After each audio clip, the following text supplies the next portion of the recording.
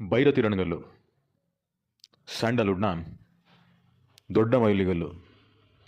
ಏನೋ ಪ್ರಾಸ ಚೆನ್ನಾಗಿದೆ ಅಂತ ಹೇಳ್ತಿರೋ ಮಾತಲ್ಲ ಇದು, ವಾಸ್ತವ ಸತ್ಯನೇ ಆ ಥರ ಇದೆ. ಬುಕ್ ಮೈ ಶೋಲೆ ಕೋಟಿಗಟ್ಟಲೆ ಟಿಕೆಟ್ಗಳು ಸೇಲ್ ಆಗಿದೆ. ಇನ್ನು ಬುಕ್ ಮೈ ಶೋ ಹೊರತುಪಡಿಸಿ ಬೇರೆ ಕಡೆ ಎಲ್ಲ ಇನ್ನೂ ಎಷ್ಟು ಟಿಕೆಟ್ಗಳು ಸೇಲ್ ಆಗಿರ್ಬೋದು. ಸೊ ಈ ಎಲ್ಲ ಲೆಕ್ಕಾಚಾರಗಳನ್ನ ನೋಡಿದಾಗ ಭೈರತಿ ರಣಗಲ್ ಒಂದು ದೊಡ್ಡ ಬ್ಲಾಕ್ ಬಸ್ಟರ್ ಹಿಟ್ ಆಗಿರೋದ್ರಲ್ಲಿ ಯಾವುದೇ ಡೌಟ್ ಇಲ್ಲ. ಇದೇನು ಒಂದು ವೀಕ್ ಈ ಥರ ರನ್ ಆಗಿಬಿಟ್ಟು ಸ್ಲೋ ಆಗೋ ಮೂವಿ ಥರ ಕಾಣಿಸ್ತಿಲ್ಲ ಇದು. ಯಾಕಂದರೆ ಫ್ಯಾಮಿಲಿ ಆಡಿಯನ್ಸ್ ಏನಿದ್ದಾರೆ ಅವರು ಕೂಡ ಈ ಸಿನಿಮಾಗೆ ಡೇ ಬೈ ಡೇ ಜಾಸ್ತಿ ಆಗ್ತಾ ಇದ್ದಾರೆ. ಮತ್ತು ಇದಕ್ಕೆ ಏನು ಸೋಷಿಯಲ್ ಮೀಡಿಯಾದಲ್ಲಿ ಪಬ್ಲಿಸಿಟಿ ಏನು ಸಿಗ್ತಿದೆಯೋ ಅಷ್ಟರ ಮಟ್ಟಿಗೆ ಮೌತ್ ಪಬ್ಲಿಸಿಟಿ ಕೂಡ ಸಿಗ್ತಿದೆ. ಅಂದರೆ ಸಿನಿಮಾ ನೋಡಿ ಬಂದವರು ಕೂಡ ಸಿನಿಮಾ ಚೆನ್ನಾಗಿದೆ ಅಂತ ಈ ಫ್ರೆಂಡ್ಸ್ ಅಥವಾ ಫ್ಯಾಮಿಲಿ ಮೆಂಬರ್ಸ್ಗೆಲ್ಲ ಹೇಳ್ತಿರೋದು. ಸೊ ಇದೆಲ್ಲನೂ ಭೈರತಿ ರಣಗಲ್ ಮೂವಿಗೆ ದೊಡ್ಡ ಪ್ಲಸ್ ಪಾಯಿಂಟ್ ಆಗಿದೆ.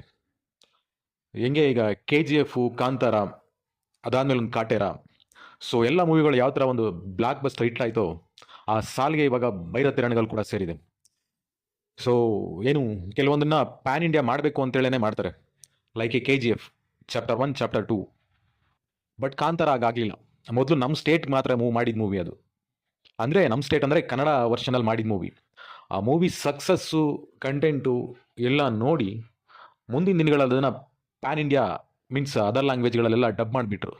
ಅಲ್ಲೂ ಕೂಡ ದೊಡ್ಡ ಮಟ್ಟದಲ್ಲೇ ಸಕ್ಸಸ್ ಆಯಿತು. ಅದಾದಮೇಲೆ ಆ ಲೀಸ್ಟ್ಗೆ ಸೇರಿಕೊಂಡಿದ್ದೆ ಭೈರತಿ ರಣಗಲ್ಲು. ಯಾಕಂದರೆ ಇಲ್ಲಿವರೆಗೂ ಕನ್ನಡದಲ್ಲಿ ಮಾತ್ರ ನಾವು ಏನು ಭೈರತಿ ರಣಗಲ್ ಸಿನಿಮಾ ಸಿಕ್ತಿತ್ತು ನೋಡಲಿಕ್ಕೆ. ಮೇ ಬಿ ನೆಕ್ಸ್ಟ್ ವೀಕಿಂದ ಅಂತ ಹೇಳಿದ್ದಾರೆ ಸಿನಿಮಾ ತಂಡವರು, ಮೀಡಿಯಾಗಳೆಲ್ಲ. ನೆಕ್ಸ್ಟ್ ವೀಕಿಂದ ಏನು ಬೇರೆ ಭಾಷೆಗಳಲ್ಲೆಲ್ಲ ಸಿನಿಮಾ ರಿಲೀಸ್ ಆಗ್ತಿದೆ, ತೆಲುಗು, ತಮಿಳು, ಹಿಂದಿ ಎಲ್ಲ ಕಡೆ.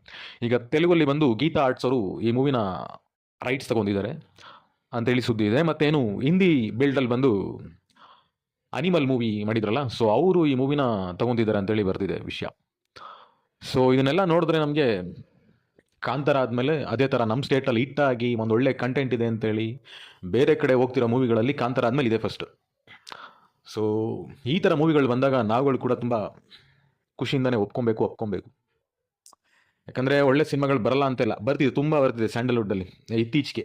ಅಂದರೆ ಏನು ಈಗ ಕೃಷ್ಣಂ ಪ್ರಾಣಿವಾಸಕಿ ಮತ್ತು ಭೀಮಾ ಇದೆಲ್ಲ ದೊಡ್ಡ ಸಕ್ಸಸ್ ಆಯಿತು ನಮ್ಮ ಸ್ಯಾಂಡಲ್ವುಡ್ ಮಟ್ಟಿಗೆ.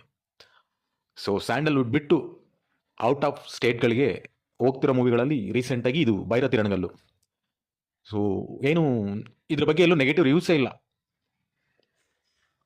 ಕೆಲವೊಂದಷ್ಟು ಜನ ಈಗ ಏನು ಮಾಡ್ತಿದ್ದಾರೆ ಅಂತಂದರೆ ಸುಮ್ಮನೆ ಈಗ ಏನು ಹೇಳ್ತಾರೆ, ಈ ಮೊಸರಲ್ಲಿ ಕಲ್ಲು ಹುಡ್ಕೋದು ಅಂತಾರಲ್ಲ ಆ ಥರ. ಯಾವುದಾದ್ರು ನೆಗೆಟಿವ್ ಪಾಯಿಂಟ್ ಸಿಕ್ಕರೆ ಅದನ್ನು ಹೈಲೈಟ್ ಮಾಡೋಣ ಅಂತೇಳಿ ಕೆಲವೊಂದು ಸೋಷಿಯಲ್ ಮೀಡಿಯಾಗಳಲ್ಲಿ ನಾವು ನೋಡ್ತಿದ್ದೀವಿ. ಆ್ಯಕ್ಚುಲಿ ಇದನ್ನೆಲ್ಲ ನೋಡಿದ್ರೆ ಬೇಜಾರಾಗುತ್ತೆ.